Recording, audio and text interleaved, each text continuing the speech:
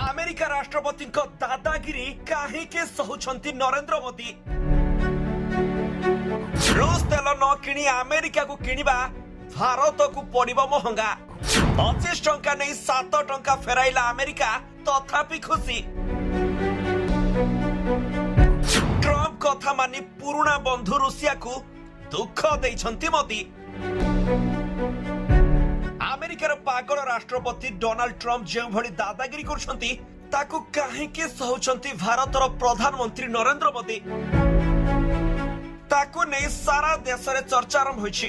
Social media रे लोके नरेंद्र मोदी को 56 इंच चौड़ा छाती कुआडे गला बोली प्रश्न करछंती।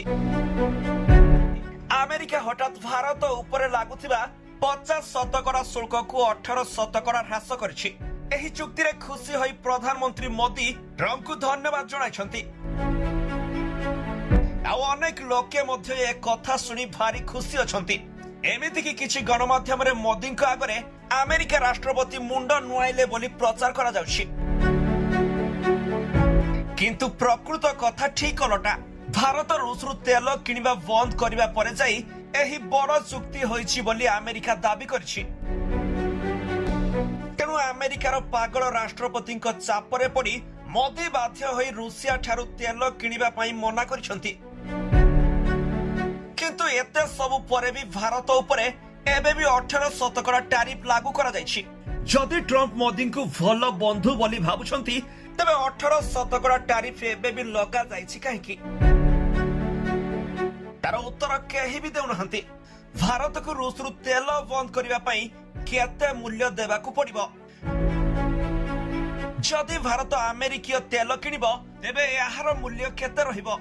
वर्तमान सुधा रूस रो तेल भारत पई सस्ता रही आसीछि। 2024 मसिया रे भारतर मोट अशोधित तैल आमदानी रो 36% रूस रो आस्थिला, जहा प्रतिदिन 1.8 मिलियन बैरेल थिला। रूस राष्ट्रपति व्लादिमीर पुतिन भारत गस्त अवसर में अमेरिकार चाप को बेखातिर करी भारत को तैल जोगान जारी रखिबार आश्वासन देथिले। किंतु एबे अमेरिका ठू भारत तेल किनिबा डील पुतिन को भरोसा भांगी देबो।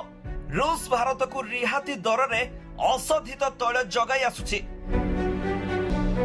किंतु एबे अमेरिका रु तेल किनिबा द्वारा भारत को बहु खर्च करबा को पड़िबो, कारण भारत को एबे प्रचलित विश्व मूल्य अनुसार अशोधित तेल पई देय देबाकू पड़िबो। यह व्यतीत महंगा परिवहनर बोझ मध्य पड़िबो। यह भारत को प्रति बैरेल पिछा 5 रु 10% अधिक मूल्य रे तेल आमदानी करबा को बाध्य करिबो, जहा कोटी कोटी डॉलर रो क्षति आनिबो। गुरुत्वपूर्ण कथा हेउछि जेउठी रूस रो तेल प्रति बैरेल पिछा 62 रु 65 डॉलर पडुथला, सेठरे अमेरिका को अधिक टंका देबाकू पड़िबो। तैल मूल्य रे पार्थक्य प्रति बैरेल पिछा 600 रु 1200 टंका पर्यंत हेबो।